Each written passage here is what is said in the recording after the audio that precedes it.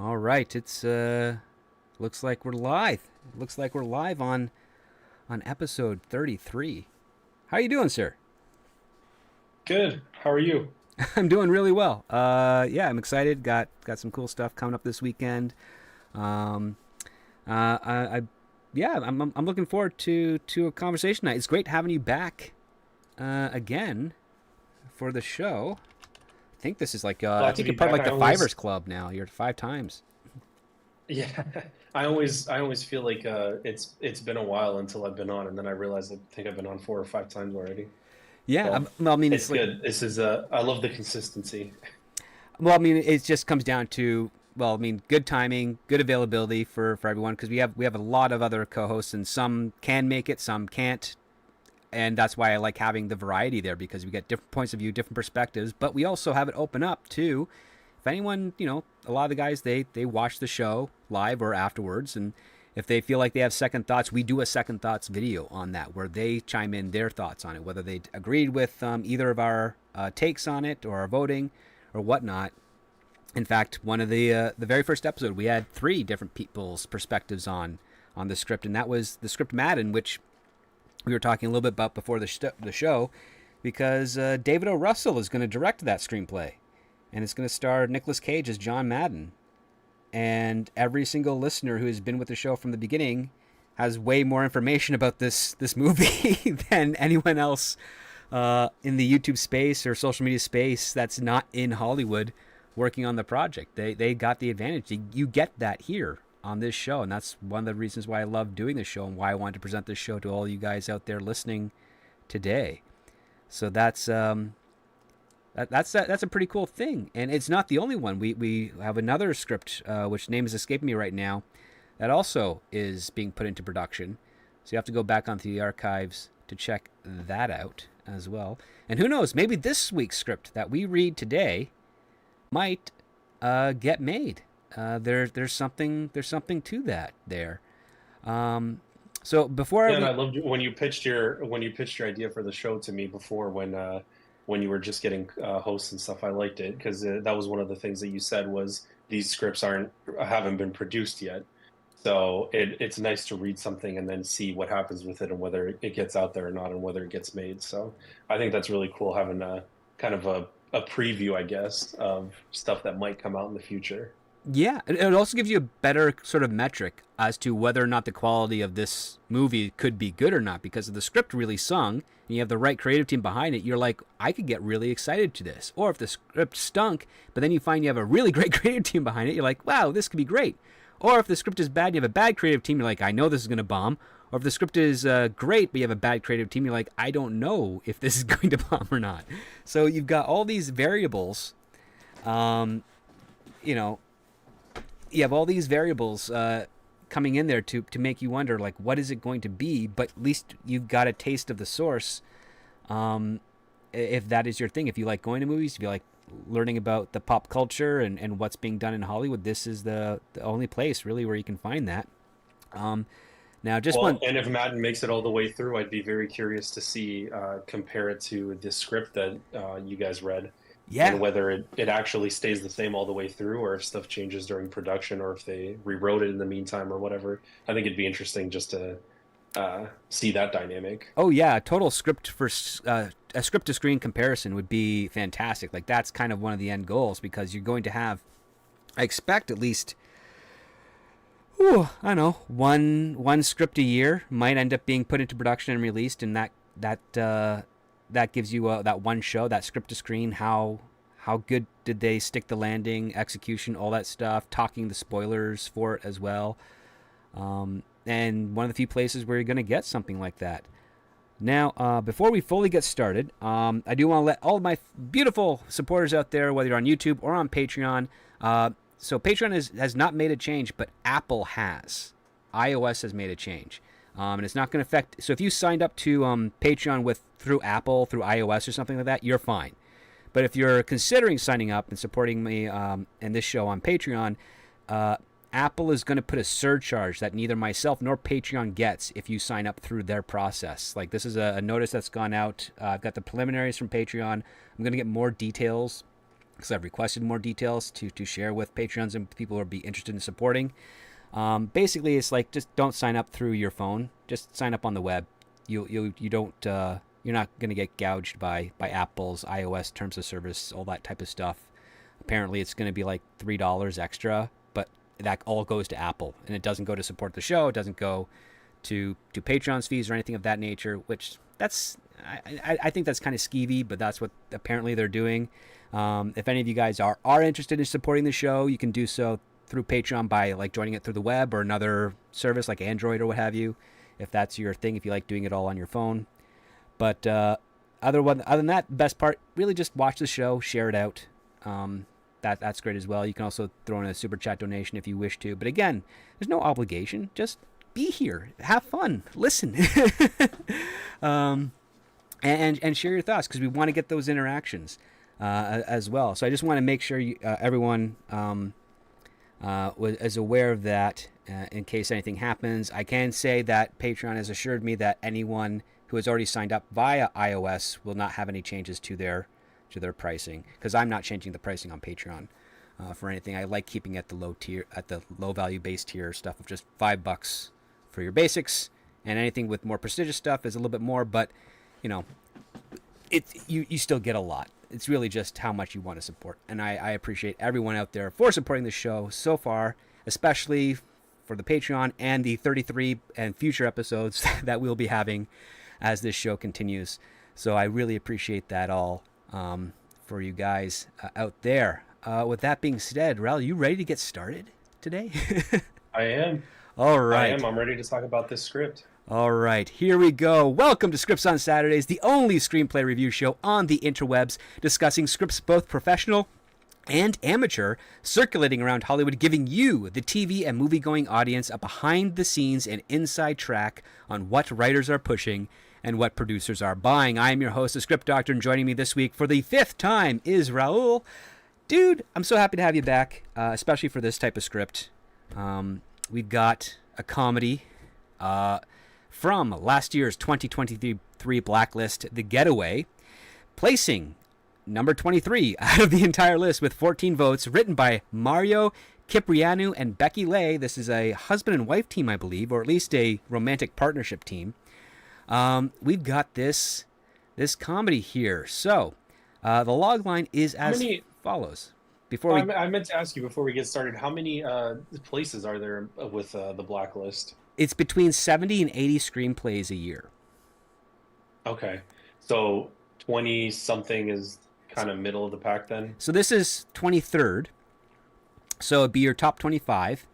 The voting spread, however, is pretty broad. Like the top 10 scripts are usually in the 20s and 30s and 40 votes. And then you have this very broad spectrum of the mid-range in the 10 to 15 area. And then you got your single-digit votes, which are towards the end. So so whenever I see something like this, because this is actually a good question, whenever I see something where you're like, oh, we've got, out of like the 70 to 80 scripts, we have 40 of them that are really just separated by 1 or 2 votes. So how's the order go with regards to its actual numerical placing? And that's kind of weird, like trying to figure that out. So in this case here, we have script 23rd place, 14 votes. We had a script with like 13 votes that was like 30th place. So you're like, that's quite a drop for just a 1 vote difference. So I'm not sure how the order is really going there in that regard. And it doesn't appear to be alphabetical by title or by writer. So it's very arbitrary. But good question, Raul, because that's just something, as this show progresses, if we keep doing it for the many years in the future, well, audiences and the crowd will start to understand. And ideally for myself too, because I've been reading these scripts since 2005, and even to my point, like overly in the last few years, has the point spread across the mediocre scripts have been so close, yet the placement been so far apart. So it's really just trying to figure out how this works.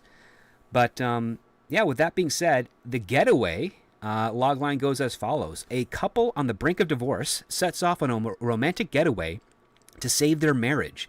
But when they find that they have inexplicably traveled back in time, they decide to team up to stop their younger selves from ever getting married. Raul, what's the overall synopsis of this? All right, so Ellie and John Landau, a couple once full of vitality but now approaching their 50s, undertake a desperate journey to Hawaii, hoping to salvage their deteriorating marriage by revisiting the place where they first became engaged. However, their return to the island reveals an astonishing twist. They have inexplicably traveled back in time and come face to face with their younger selves, seizing the chance to alter their future and evade the discontentment they now feel, they resolve to sabotage their own engagement. Yet, as they interfere with their past, unforeseen challenges arise, forcing them to confront deeper truths about love, destiny, and the potential for redemption. Yeah, so this it's got this Back to the Future vibe to it, but it's instead of it's trying to get your parents back together, it's trying to break yourselves up. So I'm like, that's a pretty interesting premise. I dig that. What were your initial thoughts to the premise and also the first few pages, Raul? I loved it. I thought it was. It's a nice twist on the travel back in time thing because it doesn't. You're right. It doesn't like Back to the Future dealt with their parents. This deals directly with them. They're seeing younger versions of themselves, which I thought was interesting. And the gimmick to get them back in time as well, I felt was uh, pretty nice. It wasn't anything overly complicated or whatever. They just I think they switch terminals real quick in the airport. It all happens in the airport, and then by the time they make it back to the resort, they're already back in time. So, but yeah, it's fun to see a script like this that's kind of lighthearted um, about this couple. It sort of felt heartfelt to me. The premise was interesting with this whole going back in time and seeing your younger selves. They decided not to deal with any of what timey-wimey stuff that everybody usually comes up in time travel scripts with seeing your younger selves and changing the past and all that kind of stuff. So it was nice that it was just used as a plot device and not we're not thinking about it too hard, basically.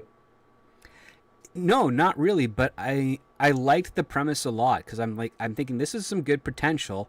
So as before I'm like even getting into the script, I'm wondering, okay, well, how are they going to show us this couple? Like they're on the brink of divorce, so they're still married, so they're most likely unhappy. How are you going to have fun showing us how unhappy they are? Like that's the question, right? Can you deliver on that premise with that question?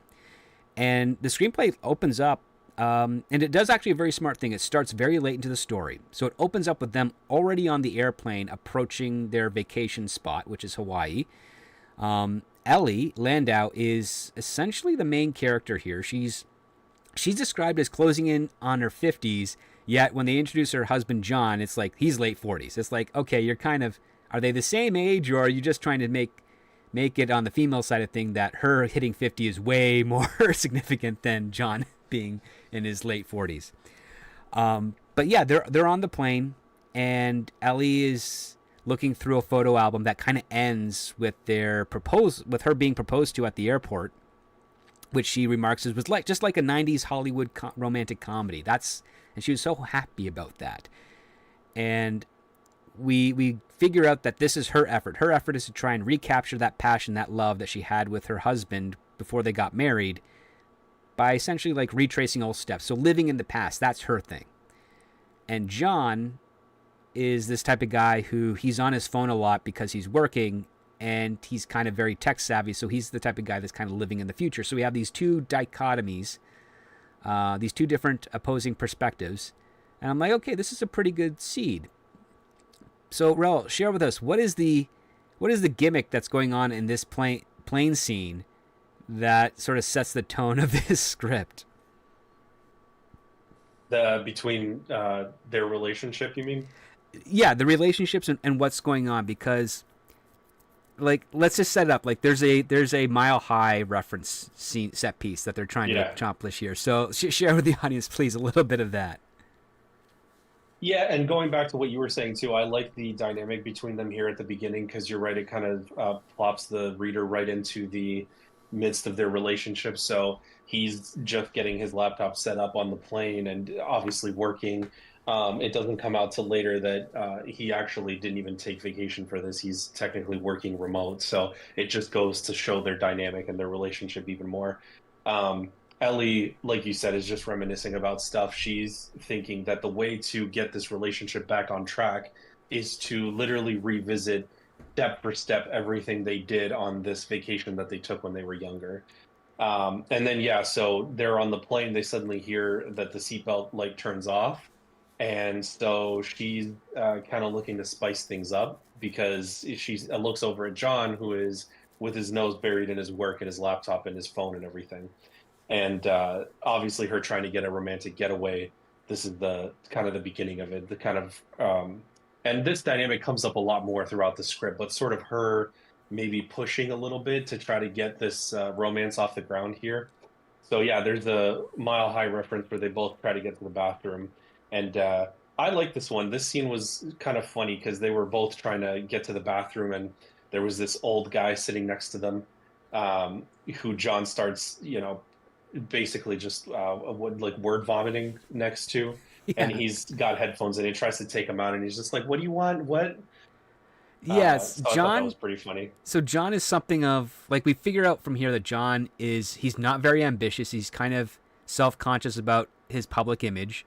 So when Ellie decides I'm going to get up, I'm going to go to the bathroom, you follow me in right away, and he's just like I don't think we should be doing that. That's it's against the law. It's what have you. And she's like just grow up and come. Let's do something fun. And so she heads over to the washroom, and John gets the sense that the guy sitting just across the aisle from them has been hearing his stuff, so he tries to make an excuse, saying, "I better go too, since it's a long flight." And the guy's like, "I don't. Who are you? I don't care." And then he just gets up and goes. And before he catches up to Ellie, is waiting by the bathroom, and then a guy exits, and he's got a shock on his face when he sees Ellie. And then he quickly scurries away, and as Ellie looks inside, like the bathroom has been he's destroyed the bathroom essentially. There's human waste in places where there shouldn't be. And she's about Yeah, I to think they said the toilet was all full of just peat everywhere. There's just on the wet all seat, over on the the bathroom. walls. It's like wasn't holding or aiming. And so she's about to turn around and leave to find another one, but John pushes her in because he doesn't want to get caught and closes the door. So now they're stuck there. Yeah. And we have this kind of running gag when anytime someone knocks on the door, both of them at the same time say, "Just a minute." And so you have two voices coming out, and they're freaking out because they're like trying to agree. One of us should just talk because now it's really suspicious. And Yeah, and he's he already thinks that the stewardess or whatever had been eyeing him or whatever, thinking yeah, that she's onto what they're doing. pretty much. And you get the dynamic that she's like, maybe we'll do this, maybe we won't. Maybe she'll sit on him. Maybe he'll like they're just trying to figure out the positions because it's a cramped space. And fun fact, airlines deliberately do make these washrooms crampter so that it only is allowing for one person at a time because this used to be a problem decades ago. So, and I know that because my one of my godchildren, he works in repairing airplanes, especially 777s and all those types of stuff. So it's fun little factoids I get from him every once in a while. But That's too funny. They're like, this has been a problem. We should make this as uncomfortable as possible. They're getting to the point now where it's even uncomfortable for just one person, I feel like. well, it really is, especially I mean, considering the fact that I mean, I'm a taller person. I'm getting I'm right up the wall against 40. I'm getting a little wider now, despite how much I walk and exercise. It's just the way it is, and I'm thinking, man, if I go into a flight again, am I gonna be able to fit into some of these washrooms, bathrooms on the plane? Because I know beforehand they were already a tight fit for me, and I was considered by my doctor a very healthy, 190 for my height and Yeah. size. And now it's like, well, I'm already getting past that 35-inch waist, and I'm getting a little closer. I'm north of the 200 pounds. It's like, yeah, that's gonna be tougher for me on the flight. Like, am I gonna have room to sit down? Or my knees gonna hit the sink? you know? Yeah, the seats are getting smaller, and apparently also so are the bathrooms. You basically just have the space to stand there and kind of twirl around, and that's basically it. So the fact that they got two of them in this bathroom in this script is actually a miracle. Yeah, and you realize like this is going to be a very awkward. I mean, this could be a very fun scene to shoot because it's very tight, cramped. It's awkward. They're trying to navigate not only their own positions but also not get any of the urine left by the previous person on their body. So like they're grabbing toilet paper and they're whipping it all over the place. They're like TPing the thing like it's a frat house prank. And they're trying to maneuver everything, and it's the most unromantic thing ever. And again, people are still knocking Which on the actually door. speaks to their dynamic too, which I like because it does come up in certain moments later on in the script as well. You sort of get the impression that she's the let's live in the moment, kind of do fun stuff, whatever, like just be present with me type of person, and he's a very much pragmatic, thinking about the future. Does this make sense in terms of our decisions and our lives and whatever? And that we'll cover it as we keep going on through the script, but it sort of plays into their personality and their relationship moving forward throughout this whole script. So I like how they set it up early, but it comes back up.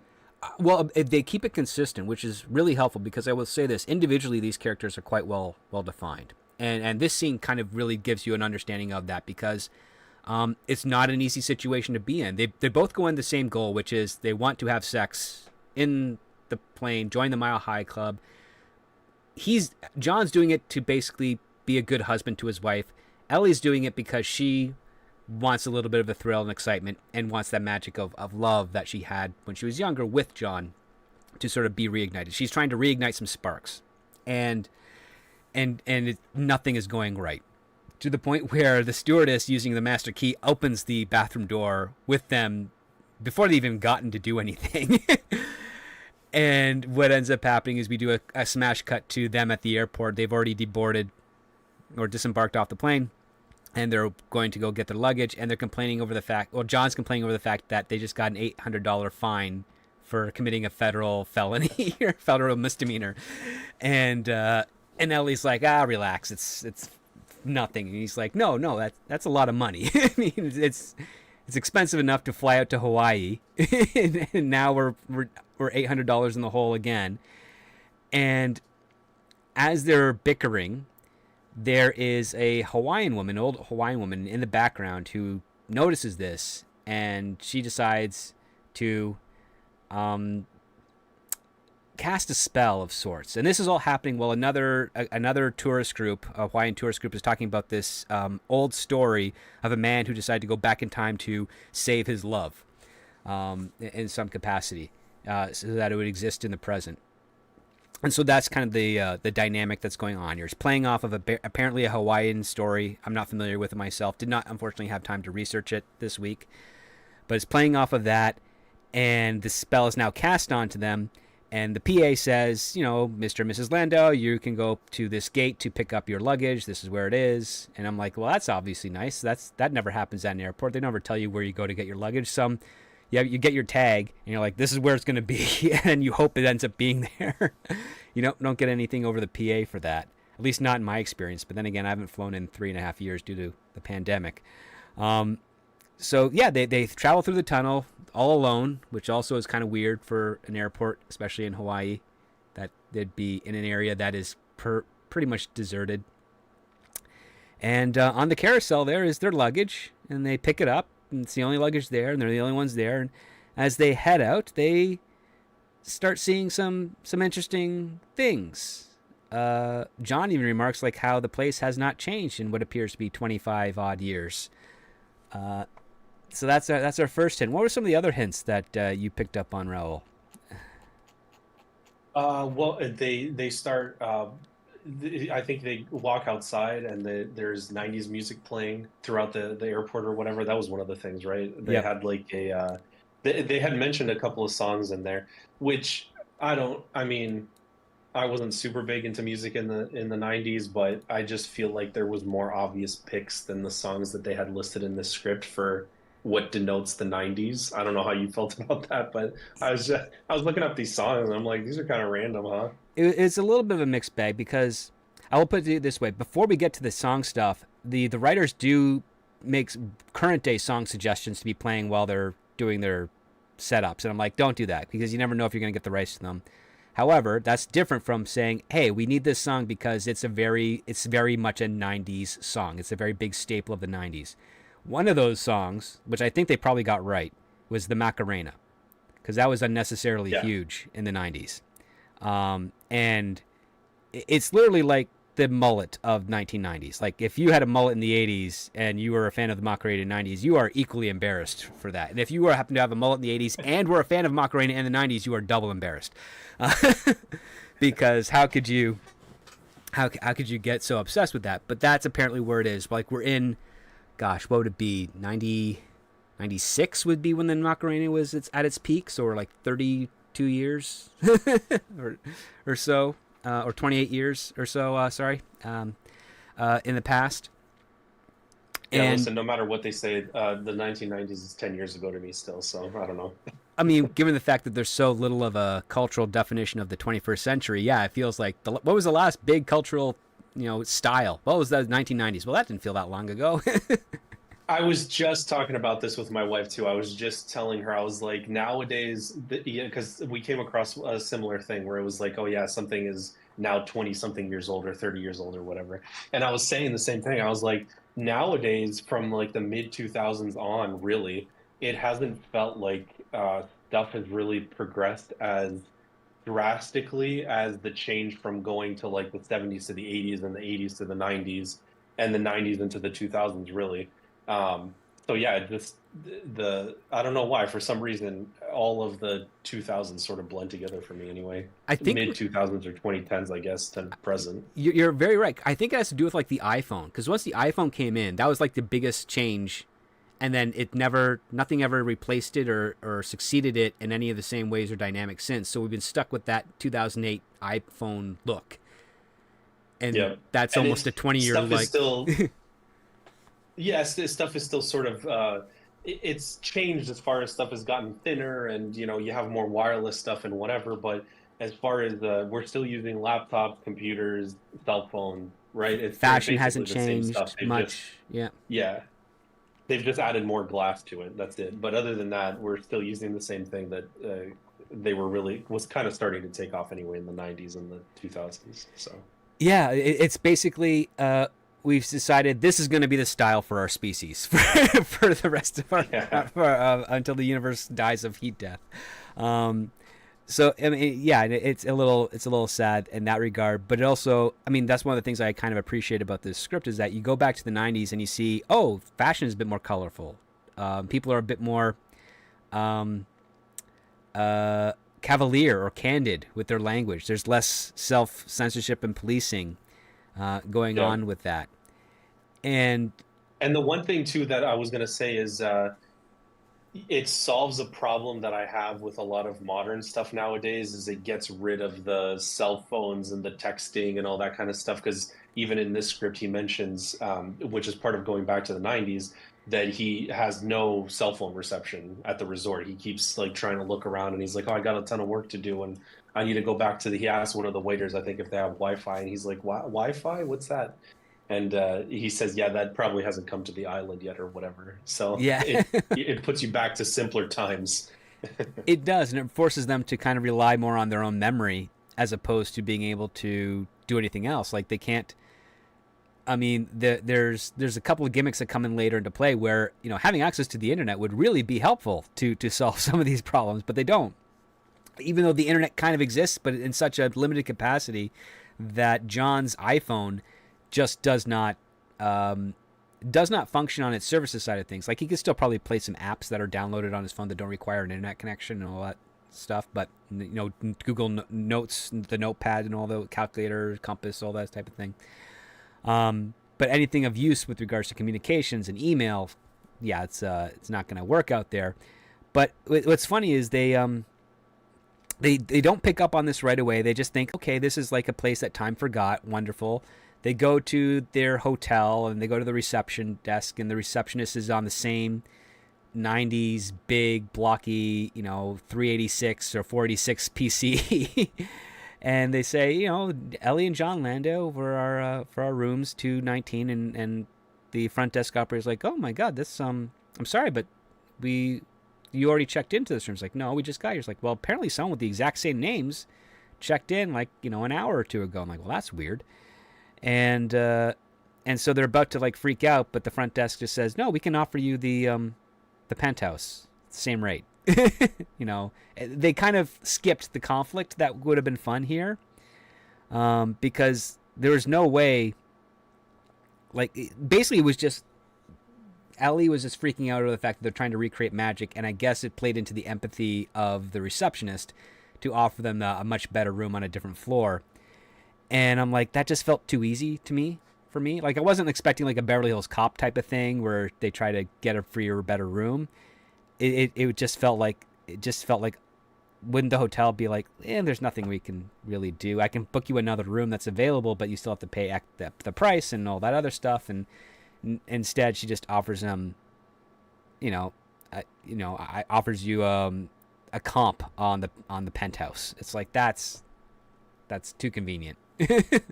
Yeah, I think in the script it was written like they kind of move away from the receptionist, but it stays from the perspective of the receptionist, so that she can't really hear what's going on. They just kind of hear arguing in the background. And I think they mentioned that like she notices that they're kind of starting to cause a scene because some of the other people in line notice. But I agree, it would be interesting if they played into it more, because I think it would also heighten um the relationship between them, the conflict between them, if they didn't just comp them or make it easy like that or whatever, just like they had to pay extra. And that's another thing that he's like, why did I ever listen to? Like, we're here now, it's costing us more money just to be here and stuff like that. They could have kind of heightened the conflict between them. They could have. They're also missed an opportunity where basically where John is freaking out, where he's like, Ellie, you're acting like a Karen right now, and then that's where the receptionist. But wait, you said your name was Ellie. He's like, no, Karen is. Wait, you don't know what a Karen is? She's like, what are you talking about? Huh? That's weird. Just going into play around with the current lexicon versus the stuff of the '90s, right? Yeah, I mean they just didn't do many. They just kind of made it very easy just so they could get to the next part, which is okay. Now they're enjoying the room. Now they're going out into the resort. They're noticing like the TV is old school and all the shows are very dated.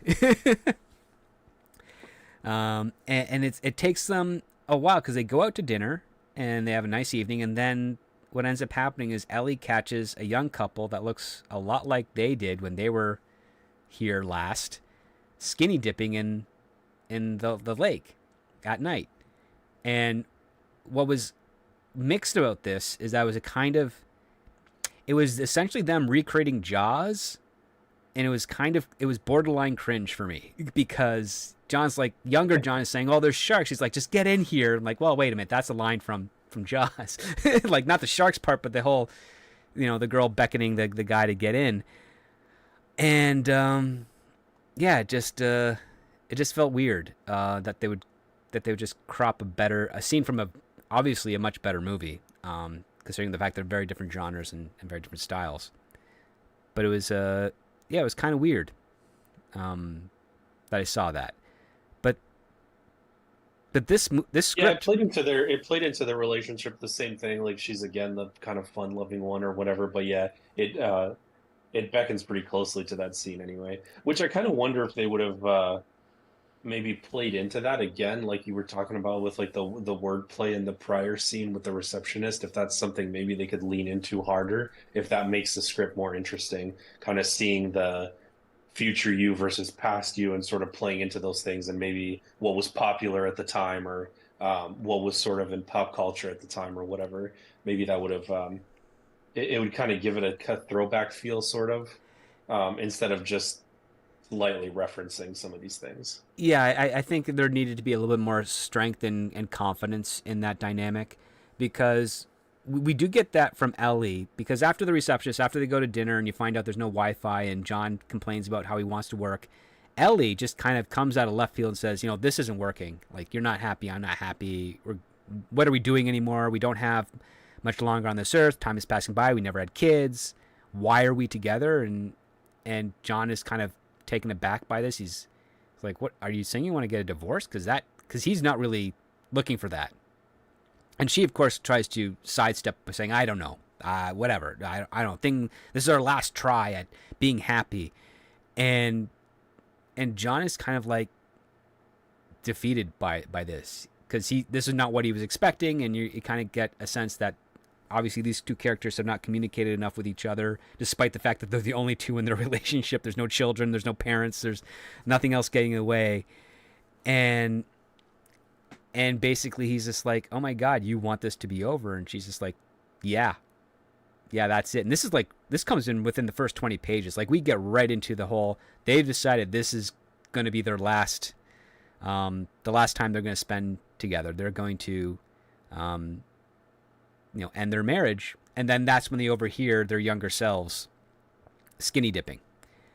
And they just view it as kind of like a dream state type of thing at first. It's like, why do they keep saying our names? Like, they don't quite put it together until the Macarena kicks in, and everybody at the restaurant, at the beach bar, stops what they're doing and dances. And it's not just the adults, it's the kids. Like, everybody is loving it.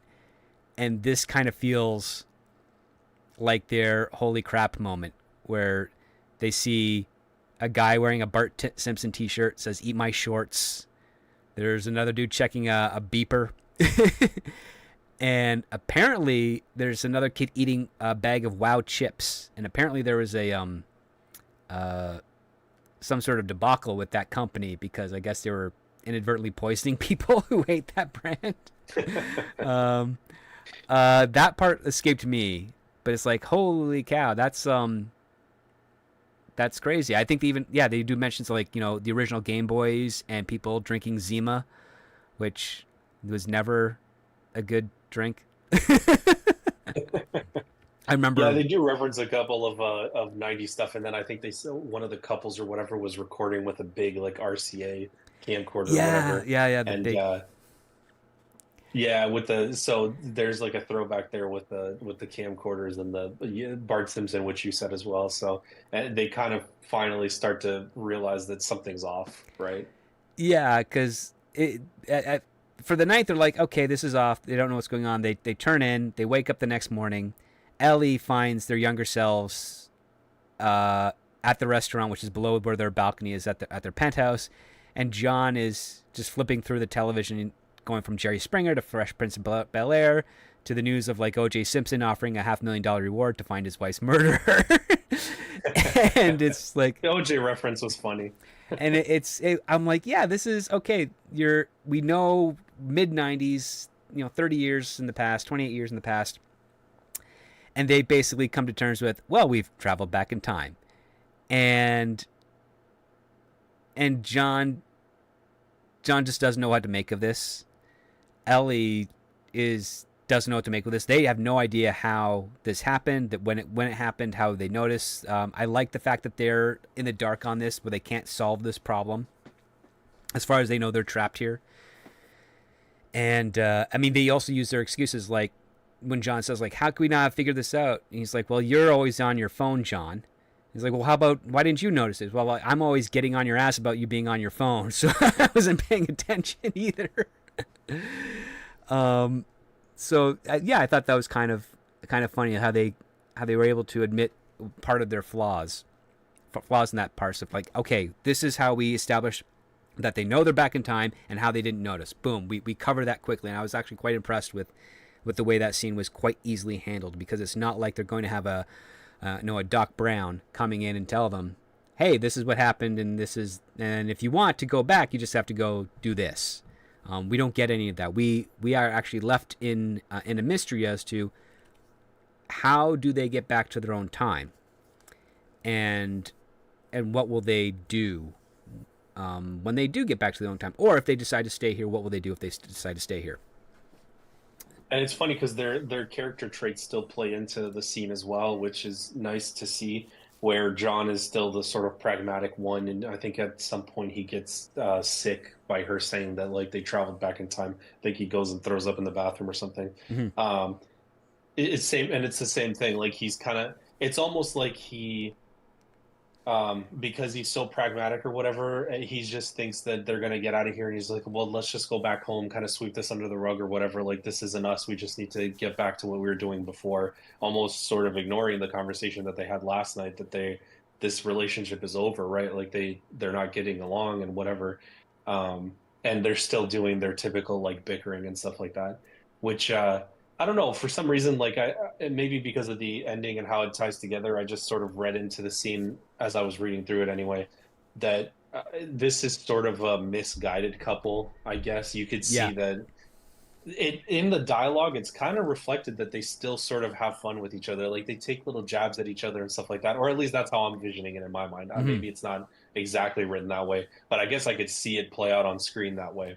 And this is like people that could still have fun, but I think they just let the cares of everyday life and the, his pragmatism and all that kind of stuff get in the way of them still being romantic and, dating each other basically and taking each other out and stuff like that. So that's how what I was reading into the scene. But it's also nice that, like you said, they also deal with sort of the realization that, hey, we're here, what do we do now type of thing. And it's handled pretty well because it's only in like what, maybe 2 pages, and we pretty much resolved that whole thing. Yeah, you set it up, you resolve it with a good payoff because once they realize that, okay, they're in the past, they do call back to the previous night's conversation where Ellie thinks, like, the universe has given us a second chance and it's to fix the mistakes that they made when they were young.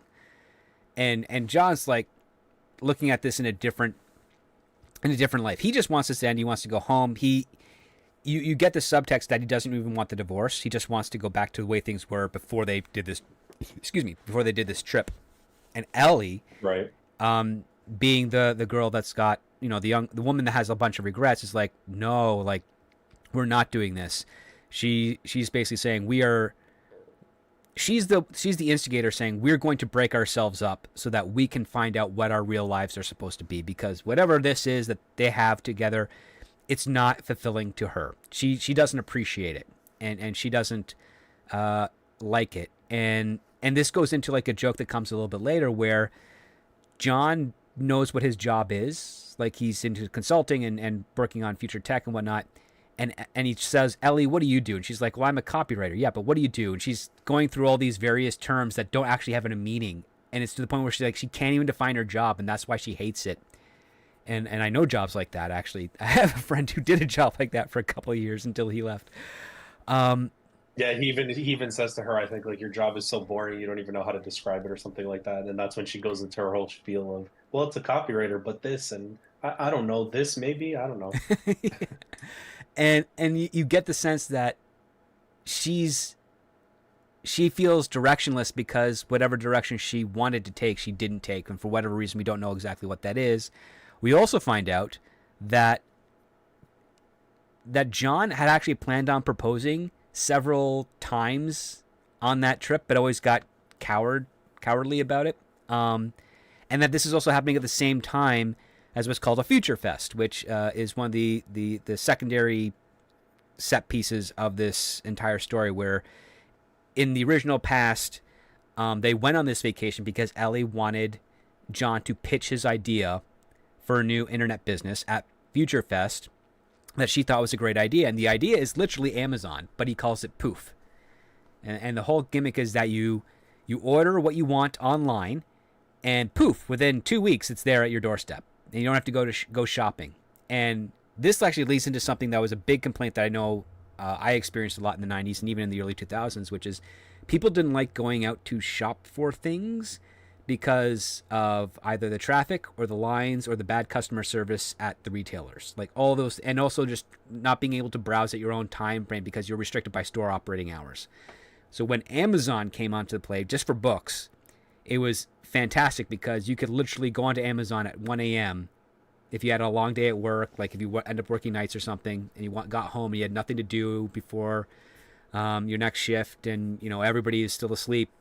You could go onto Amazon, order some books so that when they would arrive, you'd have something to read for your schedule. And you could do that at 1 a.m., 2 a.m., 4 a.m., whenever, any time of day. And that slowly started to take off. And here's another guy, John, who had the exact same idea, but he actually had a better name for it. Poof. Poof, it's here. Amazon, what does that mean? It means the rainforest. but I thought that was funny. And so we find out over the course of the script that Ellie was so excited for this convention and so excited for John's idea that she signed him up, and they planned this trip to go to Hawaii for their own holiday, but for also to John to pitch this idea and get his startup going so that he could, do this thing. But something happened where he didn't pitch, and instead he proposed to Ellie at the airport, and they got married, and now they're 25, 30 years later, and Ellie's miserable and John's complacent, and there's a little bit of bitterness and regret in John because he's not happy that he didn't pitch and that he wasn't Jeff Bezos rich or anything of that nature. And Ellie uses this to kind of convince him that, hey, if we break ourselves up, there's nothing holding John back, younger John back, from doing the pitch, and there's nothing holding Ellie back from going to. She got into Columbia, I think, for writing for an MFA, and she ended up not going because it was too expensive. And of course, me as the writer, and probably many people at the audience, would be like, well, if John did the pitch and he got money for his startup, that would pay for her going to school while he does the startup as well. And because we as an audience know that such a convenient idea is very useful, they would have no financial problems in the future for it. So you're like, oh, that's the solution. But for them, that's not what they're thinking at all. They're just like, we just want you to break ourselves up so that we aren't together and we're still doing the things we want to do. And I'm like, that's a funny gimmick there. It's like, don't work together to achieve your goals, to work as a partnership. Break yourselves up so that you're still alone while you're achieving your goals. Yes, which is part of the good premise that I liked about this script, because the way that it plays out throughout the script, it's presented in a way, but I think by the end, when you get to the end of the story, you realize what they thought was the obstacle, which was each other, was not the thing all along. It was something else, and I thought in the end it resolves quite nicely, because I think that there's like a conversation or whatever that happens, and they sort of start to recant what they were feeling in the moment, I guess, back then. Mm-hmm. And it's different than what's initially presented, because you're right. Ellie at first is basically like, well, you just didn't get to pitch your idea, and maybe she thinks that's because of her or whatever. So it's like, let's break our younger selves up, and then you can actually go do what you wanted to do all along, and then she will get to go off and do whatever she wanted all along. And then as it kind of plays through, you realize that there's more underneath. Like they start discovering that their motivations and kind of why they did stuff and why they made the decisions that they made throughout their life is slightly different than just what's on the surface level. And that's part of what I liked about this premise too. I think by the time I got to the end, I'm like, okay, that's actually kind of a good payoff, because it's sort of the everyday thing that, you know, I think it's relatable in that way too, what couples go through, as far as they think that they got in the way of each other, or like one person just got got to do what they wanted to do, and then the other person sort of had to give that up for them. Mm-hmm. So it sort of plays into what people usually go through with those kinds of things. But like I said, it sort of plays differently, because the impression that I got the whole time reading this script was that this was a couple that is actually into each other, that they have fun with each other. They just forgot. They forgot the initial reasons why they got together. They forgot how much they loved each other.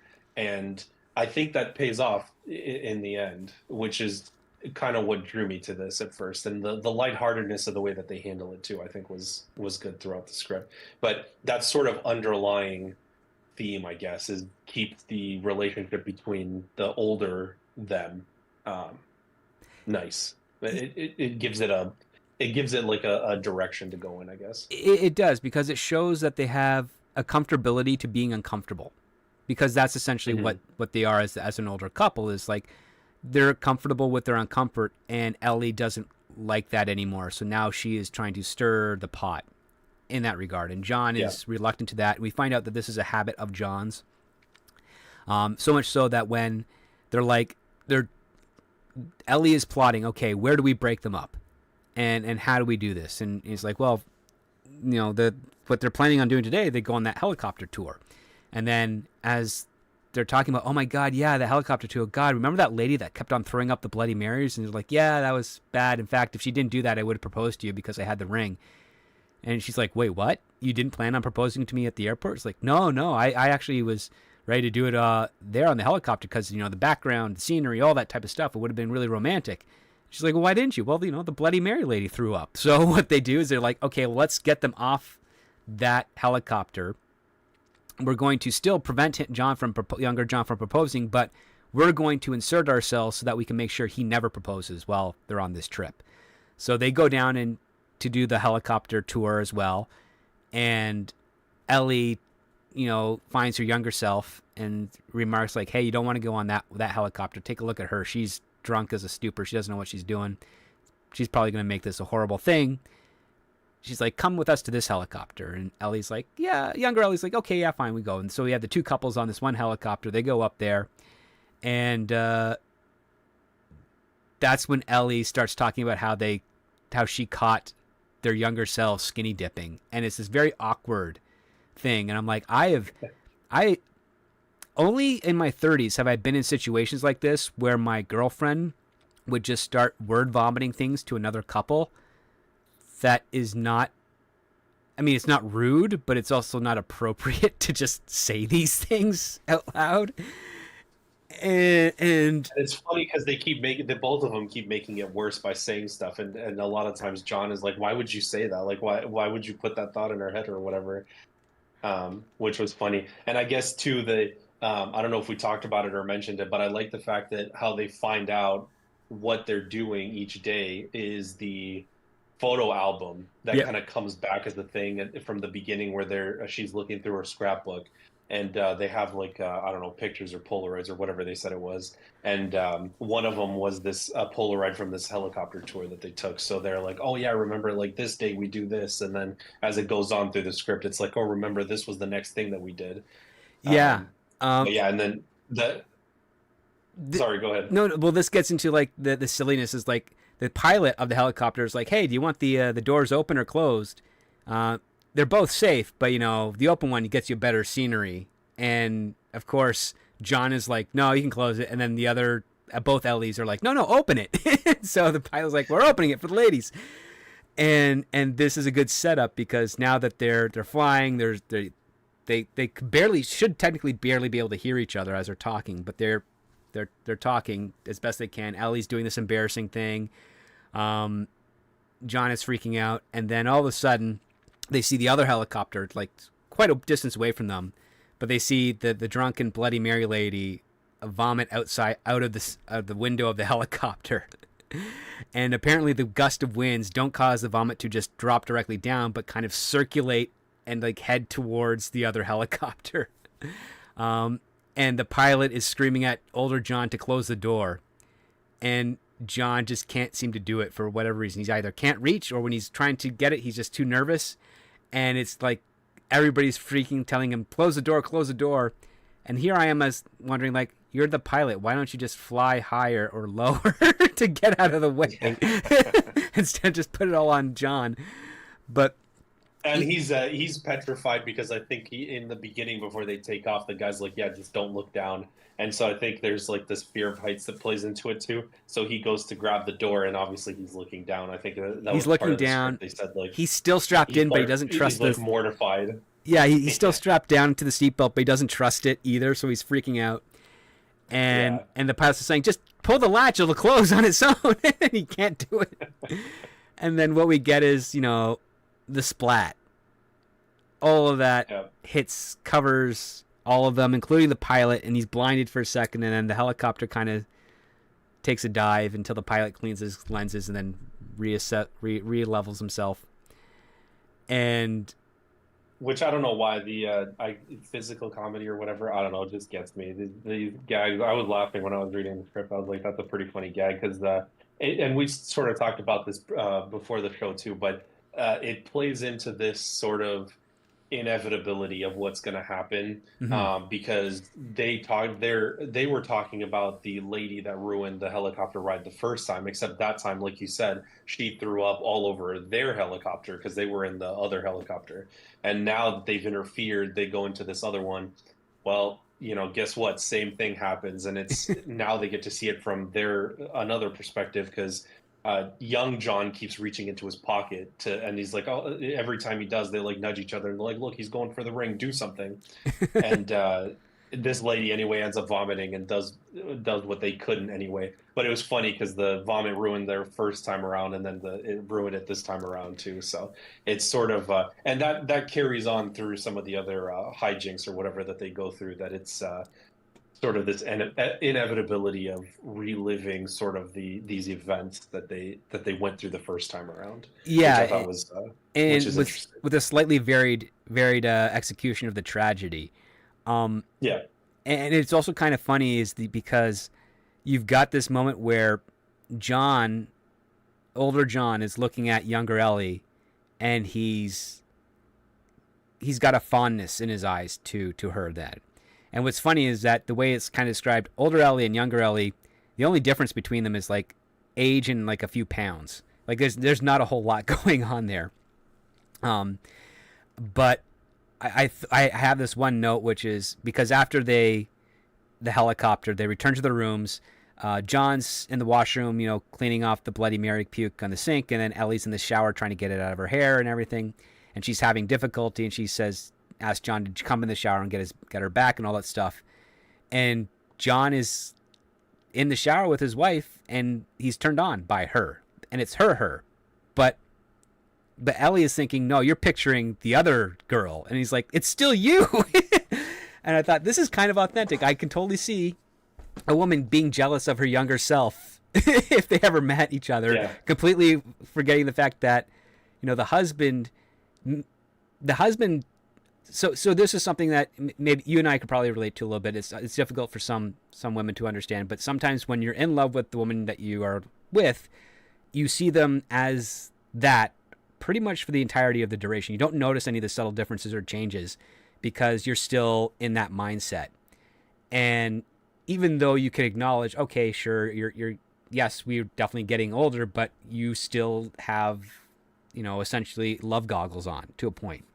Where yeah. unless You'll it's always be the person that I met all those years ago, right? exactly, like, I mean, up to a certain extent. I mean, I do know some couples where one or both of them have had dramatic physical changes since when they first dated, where like you just can't avoid Yeah, that really. But in this context here, it's like no, this case here is like they haven't had dramatic physical changes. It's just the only change is really time. John puts a move on his wife, and then she gets immediately jealous because she's like, you're not trying to be with me, you're trying to be with her. It's just the so illogical, irrational thing ever, where he's like, I don't know what you're talking about. And this causes a fight where literally you find out John still doesn't want to lose Ellie, but he's too afraid to fight for her. And when he yeah, does try to do something, it goes exactly as he feared it would, badly.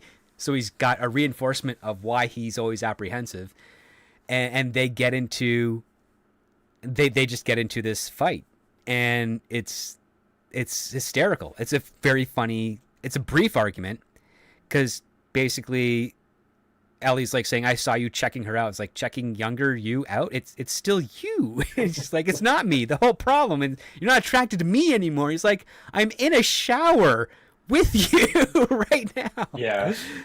And this is, I guess, this is what I was talking about earlier too, which is this scene sort of exemplifies what I'm thinking is that you get into this thing where these misunderstandings, this lack of clear communication or whatever to really understand where the other person's coming from and whatever, just sort of builds up over the years. And I feel like that's what we're watching here. It's like the young versions of them throughout all of these scenes really are their kind of pure, authentic selves. They just love each other. They're so into each other. They would rather just spend any moment together. They don't really care what's going on around them. Like even with the puking lady, it doesn't really ruin their time. Like Ellie was still having fun and everything. John's a little bit more apprehensive just because that's what his personality is, sort of being the pragmatist and whatever.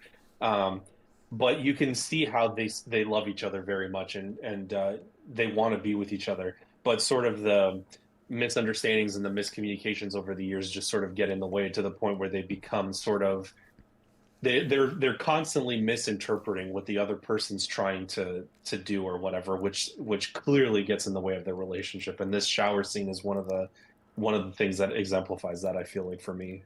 Yeah, because essentially it's the cliche. What we have here is a failure to communicate. I mean, and it's been Hmm. going on this way for decades for them, to the point where John just gives up.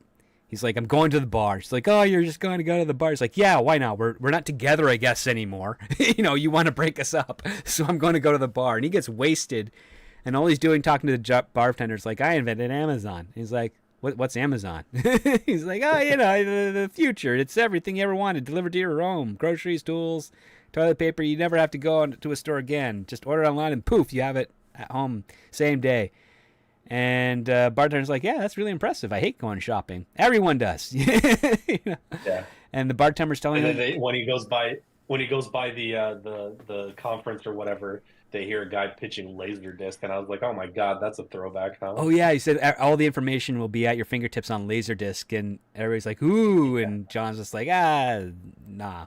And then the bartender's trying to encourage John to go pitch it, and he's like, well, it's too late. And bartender's like, why? And John's like, well, wait a minute, you make a good point. It's not too late. I'm actually here. I'm in the past. I have all this knowledge of the future. You could invest in, here I am thinking like you can invest in Google, Yahoo, IBM. You can invest in Bitcoin, Tesla, like all these companies that are huge now. You could invest at the ground floor. And up until this point in the script, she was the sort of driving force right behind breaking them up, because it was she's the one that gets the idea to go to the helicopter ride, like, oh, and she's constantly saying too in the script, like, we have to break ourselves up, like this is our second chance or whatever. And he was sort of the one that's going, whatever, like this is a bad idea, let's not get in the way, whatever, kind of just this, we need to figure out a way to get back home. From this point forward, I feel like then he starts to get the idea with this when, like you said, like he says it's too late, and the guy's like, why?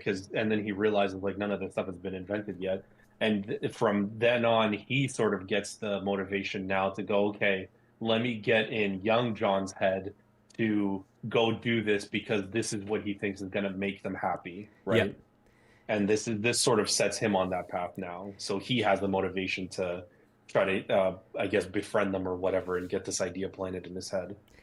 And not only that, this is something where in his drunken stupor, when he kind of reunites with Ellie after their fight, he basically says, I've been reliving this week over and over for 25 years as a regret.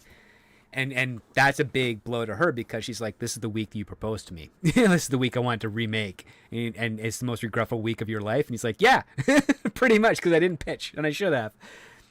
Yeah. And he's just like, and what's funny with John is he's implying this thing subtly that Ellie's not picking up with, which I kind of appreciated, which is that when he's just like, he says, I can convince my younger self to do the pitch and be a billionaire, and Ellie's like, well, what about me? He's like, well, you could be a writer. You could go back to Columbia, you get your thing, all you have to do, and you don't have to explain what your boring job is and all that stuff.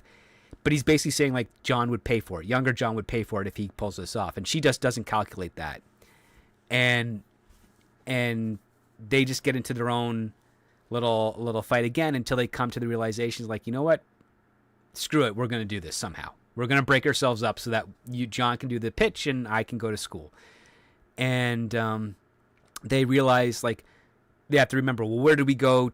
How can we make it up to them? Where can we get back in onto their good graces again? And she's like, well, if I remember correctly, we went to the Four Seasons after the helicopter ride. And so like, okay, boom, that's what we're doing. We're doing that.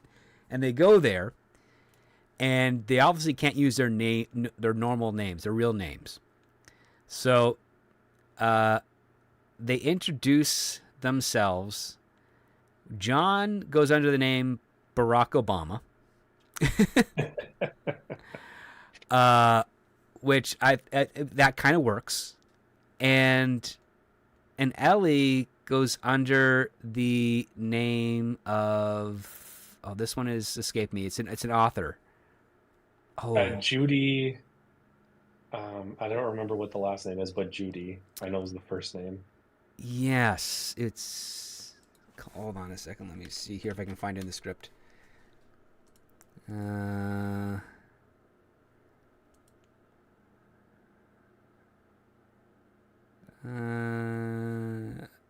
Gosh. Oh, Judy Bloom. Judy Bloom. There it is. Yeah, Judy Bloom. Yeah. And everybody's saying, like, you know, her books got me through puberty. It's like, oh yeah. and Ellie can't. The funny thing about Ellie is that she can't even hold on to the ruse, because even when young Ellie says, oh, that book got me through puberty. I didn't even know what a period was. She's like, oh my god, me too. It's like, lady, this is your idea. Yeah, she can't hold on to it, and then she keeps getting him in trouble. The more she talks, the more trouble they get into, because she keeps saying stuff like that, like, "Oh yeah, me too," and then Ellie kind of looks at her confused, but then just kind of lets that pass her by or whatever, and then they sort of keep talking, and then John tries to bail her out a couple of times, and then by the end of this conversation, they get in even bigger trouble, which is she uh, alludes to the fact that they have a yacht. All of this conversation sort of boils down to, hey, how can we get these people? How can we get closer to these people? Let's try to befriend them. Let's try to hang out with them more, whatever, to sort of derail their plans for the rest of the week.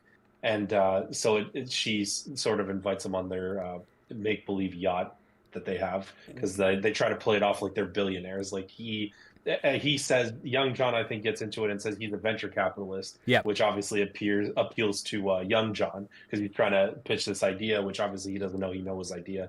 But yeah, then he says, like, oh yeah, I'm a billionaire. We have our own yacht. We like to just come here and relax on our yacht and stuff like that.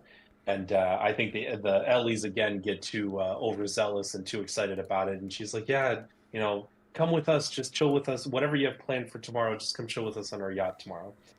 And they sort of just look at each other. John sort of looks at her like, what are you doing, basically? Yeah, because when they part ways, John's just like, are you crazy? We don't have a yacht. How are we going to get a yacht? She's like, oh, we'll just go down to the thing, look for an empty yacht, and if we can't get on that, we'll just say we forgot the keys and then go do something else. It's like, that's not a plan. Yeah. At all. He's like, we needed to derail their plans, not try to come up with something so elaborate. Yeah, and what's really funny is that they try to do Ellie's plan. They head down to the marina, and they look around. They find this one yacht that looks empty, and they hang out by that. And young John and Ellie meet up with them there. And Ellie tries to do the excuse like, oh yeah, we left our keys back in our room. Let's go do something else, until all of a sudden the captain of the yacht bursts out and welcomes the two couples aboard. And the captain's wife is there, and apparently like there's a catered party going on, and other people are now getting onto the boat. And this is feeding into the lie that Ellie said, which is like, oh yeah, we throw parties on our yacht. You should come by. And now there's on a yacht with a party. So you have a convenience here. A convenience that has a twist to it, because the yacht then leaves port, starts to sail out into the waters, and Ellie and John are continuing their ruse of being Judy Blume and Barack Obama, until this frumpy woman and her husband approach older John and says, your wife's Judy Blume? He's like, yeah, I guess she is. And he's like, it'd mean a lot to me if we could be together, for this event. And he's just like, huh? And we find out. And for some reason, the older lady too, I think, does the same thing, where she's like, oh, Judy Blume, you got me through my childhood, or something like that. I think she says it too, doesn't yeah, she? She says it too. I'm like, how old is Judy Blume at this point in time, right?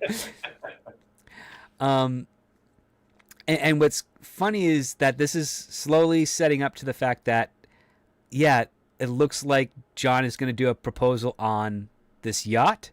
And so Ellie has to basically steal the ring, and which she manages to do by showing them the a brief tour of the boat as other people are coming in. They haven't really realized what's going on. She says, this is my favorite room, and opens up and it's the bathroom.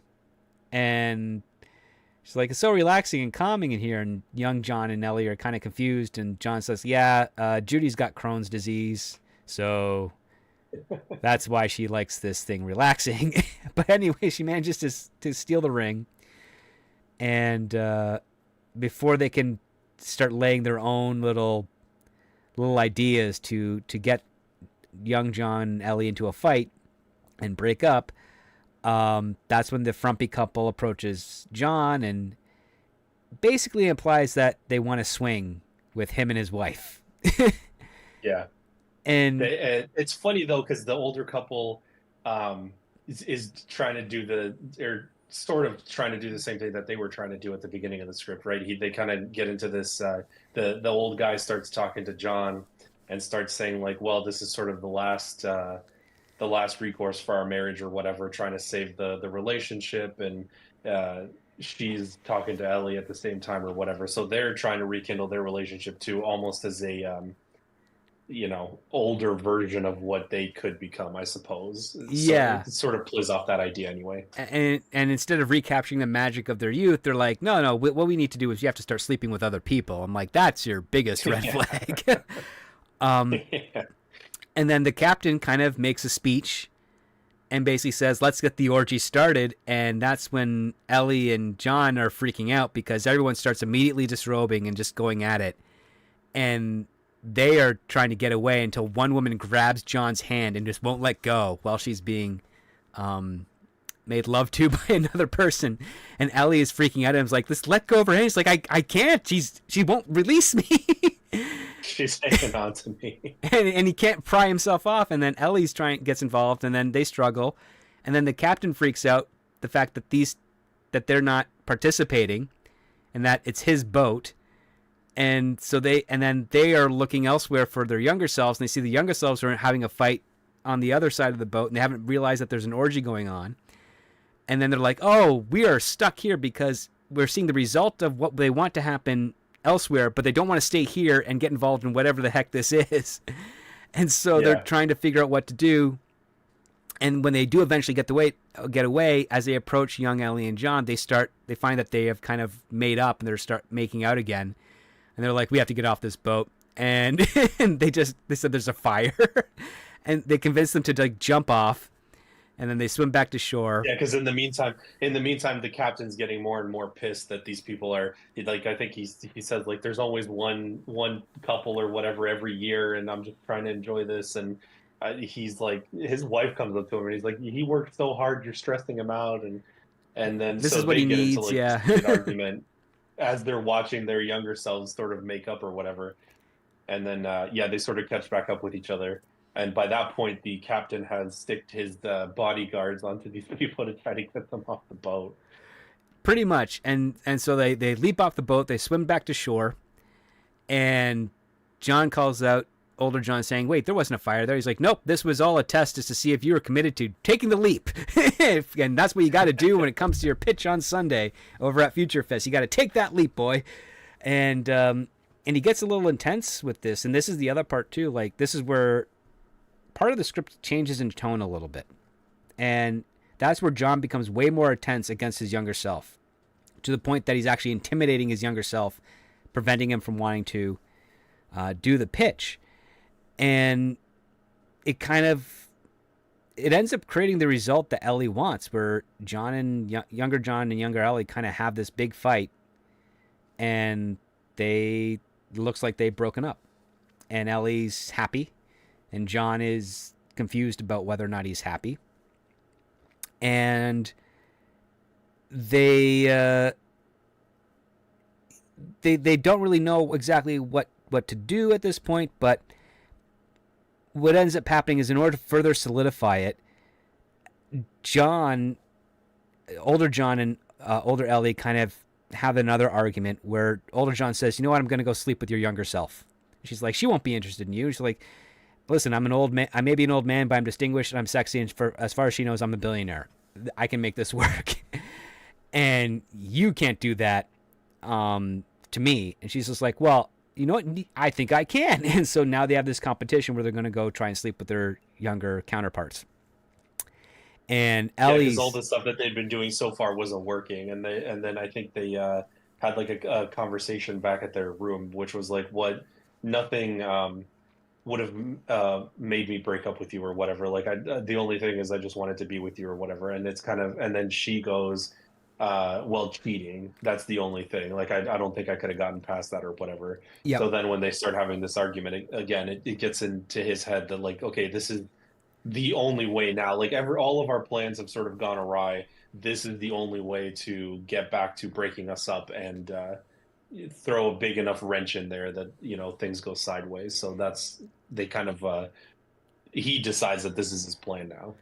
Yep. And so he manages to find younger Ellie to go get a pedicure, manicure thing, and he joins her at this spa. And older Ellie finds younger John and learns that he's lost the ring. And so she's like, well, let's go back to the yacht and see if we can find the ring. And the whole idea is just to seduce him there. And I will say this: the Ellie and younger John scene was a better dynamic than the older John and younger Ellie scene, because the older John and younger Ellie scene is like he goes to the spa and apparently he's ticklish in his feet, which is a very new thing that they brought up, and it just makes the whole thing awkward. Yeah. Where when Ellie and younger John return to the yacht now that it's docked and there's nobody there except for a cleaning crew, and a cleaning crew who's like, it is a mess on the boat. It's like, do you mind, like they're talking about all the sex toys and stuff, and the cleaning crew's like, do you mind we just hose them down? And she's like, yeah, sure, whatever. He's like, good, because I didn't want to have to wash them by hand.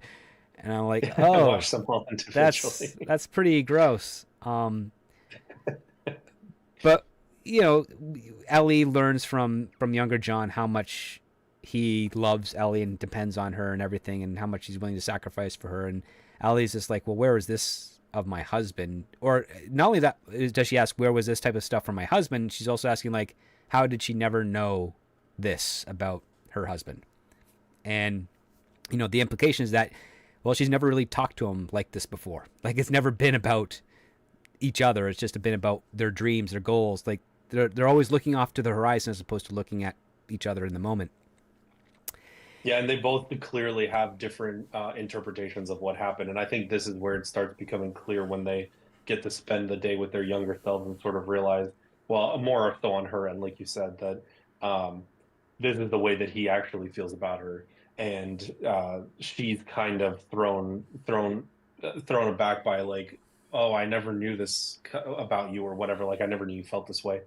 And she's kind of like, where's all this coming from? And I think this is where you start to realize that, like, okay, they clearly never sat down and talked openly about why they made the decisions that they made or why they feel the way that they feel. And this sort of reinforces that. Pretty much. And then this gets them, you know, even though they're trying to sort of, you know, force each other to cheat on them, it doesn't work out the way that it does, but it still keeps younger Ellie and younger John apart. And just like in the original timeline, they had a fight. Young Ellie decides to change her ticket so that she can depart early. And originally John ran to the airport and proposed to her, and then that's how they ended up getting married. The same situation is played out now, but this time, it doesn't look like John's going to run after to propose to Ellie, the younger John at least. Older John is there at Future Fest, and he hears his name announced to go to speak. And basically this is kind of where we have to cut it off for spoilers, because from this moment on, this is where you have to ask yourself, well, does John pitch his idea and replace Amazon with his thing? And does he go at it as a single man, or does he do it with Ellie? You have to read the script to find out. And yeah, I will say this: it's an interesting setup, and I appreciated that they were going that route. I mean, it was very heavily telegraphed that this was going to be the direction they're going to this point, and I think they did a fairly decent job getting us to those parts here. The script is very simple. I mean, it's only 110 pages or so, but it reads and moves very fast because it has a very, very, very low character count. It's really 4 characters. And Yeah. it's Ellie and John, and young Ellie and young John, and we stick with them for the entirety of the script. It's a very low budget, easy to shoot comedy. And it That's keeps the relationship between them like the focus, right? Because there's not a bunch of side characters that you have to introduce, and Mhm. they don't get to the resort and then discover all these people that they talk to that you then have to introduce or whatever. It sort of keeps it on them, and I feel like there's enough there with the what do you call it, like the fun and games that they play between themselves, that, like you said, it keeps it moving Yeah. fast enough that there's a lot there to get through, and these scenes sort of move. So I like that they didn't try to throw in random other people or whatever. No, they didn't throw in a whole bunch of other non-required characters. The dialogue, it's brief and it's tight. There's not bulky monologues or anything, so it does move very, very fast. Each character has a very specific voice, which works out well. Um, the only flaw that I have is that I got a sense of who they were individually. I was having difficulty figuring out who they were as a couple. We didn't really quite see them as a couple because I didn't get the sense that John knew a whole lot about Ellie and Ellie vice versa about John. Like, this is the movie where they discover who they are by way of their younger selves, which I thought was fascinating, but it didn't it didn't set up us up to the idea that their initial perspectives of each other was wrong. Like, I just didn't get a connection for that because I just didn't feel like enough was there. I think that its strong pacing kind of worked against it in the sense that I wanted to see a little bit more of these two together in another situation where we understood exactly what their relationship was before we got to the discovery of them going back in time.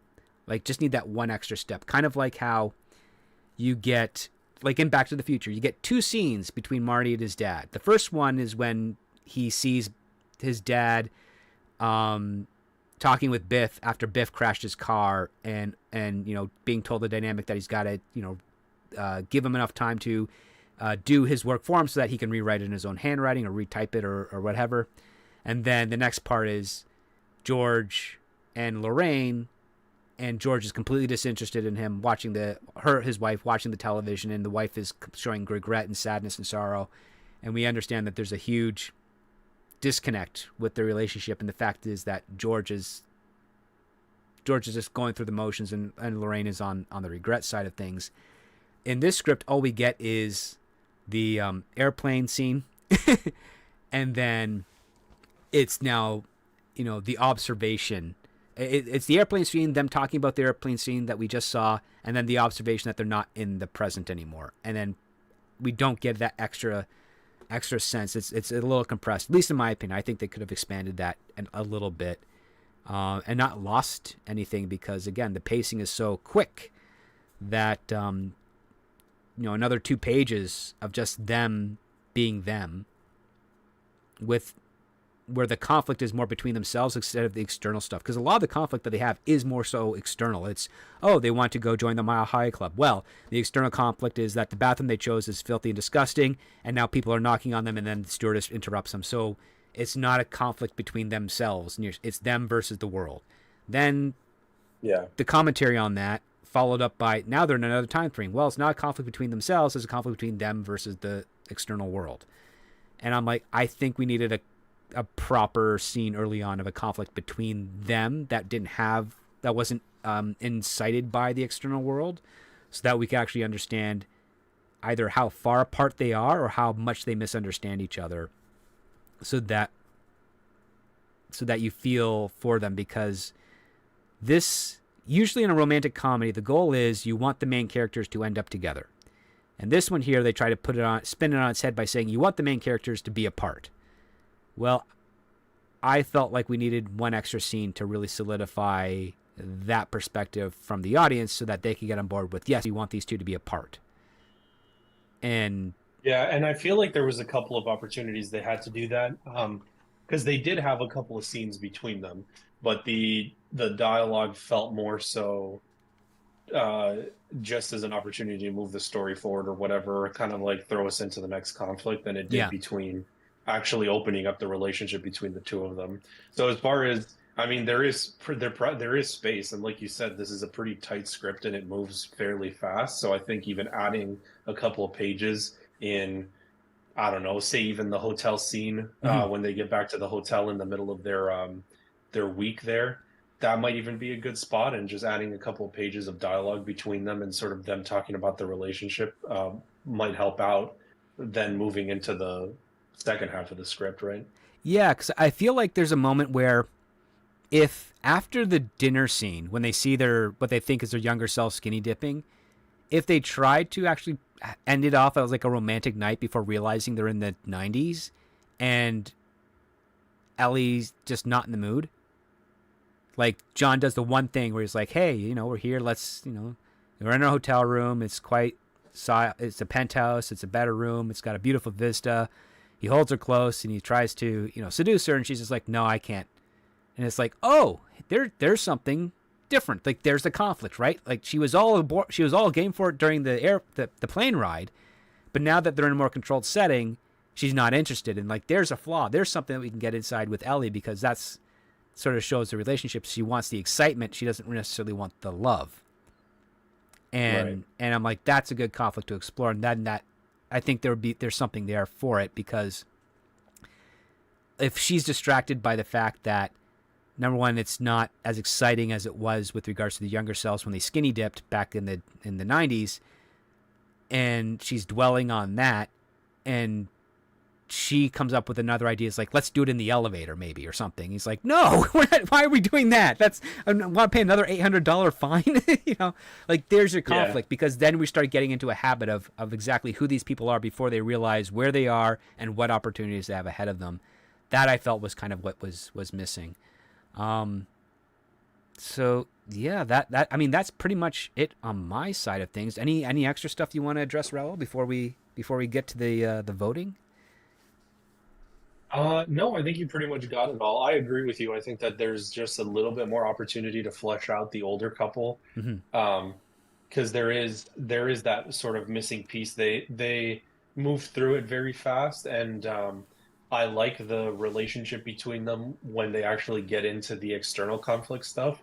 But I would have just liked to see a little bit more dialogue between them, sort of um, paying off the stuff that you sort of notice about them in the script, but them actually just saying it, or subtly anyway, as far as what the conflict actually is between them, or seeing that both of them are kind of hesitant to jump into this thing, or they don't really know how to be around each other anymore after so long of just, this relationship of putting stuff off and thinking that they're doing stuff for each other, but really the other one's not really appreciating it, sort of thing, which is the situation that they end up in here. So, but yeah, other than that, I like the rest of it anyway. Just a couple more character moments I thought could really pay it off even better. Great. Okay, so then I'll pose it to you this way. You're the producer. Is this a green light or a pass for you? I'm greenlighting this. I had a Yeah. lot of fun with this script, and I thought the premise was interesting. The comedy bits were really good. So yeah, besides a couple little scenes maybe here or there, or like a more emotional hook for the older couple, I thought that this was a fun read, and I would like to see this. I would like to watch this. You know, yeah, because before we started the show, I said I wasn't 100% sure if this would be a green light or a pass for me. And I think you've convinced me that this should be a green light because my apprehensions were that it was a little bit too safe of a comedy, but it's also a throwback to the type of comedy we would have gotten before comedy became unviable normally by today's market standards. And that was the one thing for me. I'm like, this feels like a throwback to just those fun one-off movies that you could just go watch and have a little bit of fun, laugh in the middle with some of this hijinks stuff, and then sort of get your emotional payoff or whatever at the end. And regardless of which way it goes, but at least you get something. You get it felt kind of heartfelt, even the relationship between them. And yeah, it was one of those kind of carefree, funny scripts that you can just, yeah, I'll go watch an hour and a half of this, Yeah, and I think the premise is strong enough for it to work. You get the right chemistry cast wise for this, and you could get magic on the screen as a result. That'll be the trickier part, but it's not impossible to do. But yeah, I'm gonna have to give this like a reluctant green light just because the premise is solid. It's got a strong foundation. The goals are clear. I think it just needs a quick pass with regards to providing a stronger foundation for who Ellie and John are as a couple versus themselves individually that happen to be together. And again, the way that the writing is done in this, this is also the first script that's written by two writers. that we've covered today. So this is a writing team that has done this, and and they definitely have a voice with regards to the relationship. This might be a very personal story to them as well, considering how distinct the voices are. But yeah, I think this is kind of like a safe comedy. I think its quality level is on something like Anyone But You, because that was a big comedy that was earlier this year, I think, right? And it's got that angle to it. It's got the set pieces. It's got a little bit of edge. It's definitely a rated R comedy, but a soft R. Like there's not a whole lot of lewd language. It's probably going to be R for the nudity and some of the things going on in that orgy set piece. But no, it's got something to it, and I think with a little bit of massaging, this would be a very satisfying comedy to a lot of the general audience out there. And so yeah, I'm going to give this also a green light as well. So that's a double green light for I agree. for the Getaway. One of the things that you said too is that this is I think this could be one of those scripts that is a little harder in the casting. I feel like that could make or break depending on the chemistry between the two actors. You have to get that right. They're into each other, but they still kind of have fun with each other, but they also like they can take jabs at each other, but there's still that underlying sort of resentment and everything else. Mm-hmm. And that's hard to get, but yeah, the casting I think would make or break this for sure. Yeah, I mean, I'm just thinking of it like, okay, well, what actors in an older age group are talented and good that also could have actors of the younger selves, and I go into it's admittedly creepy, but you could do Kurt Russell and his actual wife, Goldie Hawn, and then you have Wyatt Russell and her daughter Katie, whose last name is escaping me at the moment, and it's like, yeah, they're not related, like only by marriage they're related, but it's still like you've got the younger versions of themselves, but the age range difference is now significantly different because I think Goldie Hawn's daughter is like in her early 40s now, and Wyatt Russell's in his mid 30s. So there's not really like the 20 to late 40s type of things. You might have to go older in actors and find decent younger actors that could look like them convincingly enough. And in some respects, you might end up having to get like a father-son pair that works out this way in order to pull it off, because makeup, I mean, you don't want to do Looper with Bruce Willis and Joseph Gordon-Levitt, because the makeup they did on Joseph Gordon-Levitt was really horrible. Yeah, I agree. It would be fun to find maybe a pairing like that. That's either father son or whatever. I think that would be an interesting way to go about it. Yeah, that would be something. So yeah, I think that's it. That's it for me. And there's nothing much I can really say on that, other than if you guys have been listening and you haven't read the script yet and you want to, two ways you can do it. You can reach out to me on the Twitter X at ScriptDoctorPhD, or you can sign up to the Patreon and I can connect you with the script through that. It comes with a free tier at the base level, which gives you access to all the recordings and a bunch of videos and reviews and tips and tricks on screenwriting and the writing process as well. It also goes towards this show. And we also have a super chat that came in, $9.99 from Box Office Brawler, and he says, I think it's a he, you inspired me to tackle a difficult challenge I've been waiting to face. I'm writing a script for my next video encouraging young viewers to explore Lawrence of Arabia. Blessings to you both. Well, thank you, Box Office Brawler, and that is a noble endeavor because Lawrence of Arabia is a fantastic movie. Beautifully shot, beautiful performance by Peter O'Toole. Definitely something everyone should check out at the very least once. Yeah, for sure. It's like one of those Hall of Fame type of. Yep, it's always in everyone's top 100. And this movie that we're reviewing today definitely would not be in the top 100, but it would definitely be in the top 500 for sure. There's something clever about it that would make it good. But Lawrence of Arabia is a fantastic film. Everyone interested in storytelling and movie making has to see it at least once, because it set up a style that has been repeated in homaged in many ways across a lot of films, especially ones that take place in Middle East or desert settings, anything like that. So yeah, with that, Raul, where can our lovely listeners find you on the socials if they so wish to choose?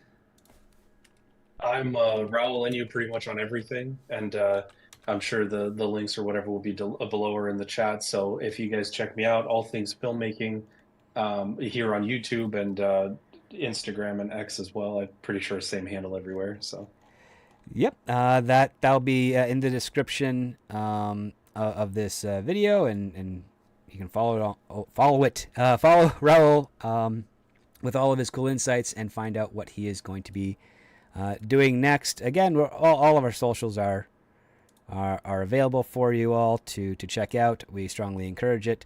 In fact, I've got this is what's weird with YouTube. Every once in a while, it's like you can't post links in the chat. Well, I'm posting a link, darn it. So please, I'm me on my own channel. Let me do whatever I want. Yeah, exactly. It's like, oh yeah, you can't post this. Like even just trying to like post the Patreon stuff, it's like, nope, you can't do it. In fact, yeah, I just posted right now, and I don't even see a link there. It's just, but yes, it's Raul Ennui. Sorry, keep thinking ennui just because I've been listening to some people talking about ennui recently. But you're not ennui. You are the exact opposite of ennui. So yes, you well, can go. Thanks so much for having me back. I appreciate it because it's always fun to do these. And when you get, I don't know, I feel like every single time I've been on, I've gotten interesting scripts to talk about. So it's always nice to read these and listen to your thoughts and then kind of go back and forth on these. So I always appreciate it. I always appreciate having you here along with all the other wonderful hosts and stuff. You give great insights. Being a film director and writer yourself, in addition to your own works and whatnot, is always a well-needed voice to get in here, because this is how we share ideas and network and get things going. So sure. I'm going to try that thing again. There we go. Now it goes in. Won't hyperlinks. It's silly. All right, there's his channel in the chat. Go check him out. He's got some great content on there, and if you've loved him on here, you'll definitely love him over there. I know I do. And with that, guys, I want to wish you all a wonderful weekend. We'll be having another script same time next week, same channel, of course. And I hope we also get another double green light as well, because we want to get more of those. You want to showcase that there are other writers out there that are not just making sequels, prequels, remakes. That there's something else to contribute. And that's sorely needed right now. That's for sure. 100%. So with that, everyone, I want to thank you all. We'll see you all next week. And never forget, when it comes to great story, it all starts with the script.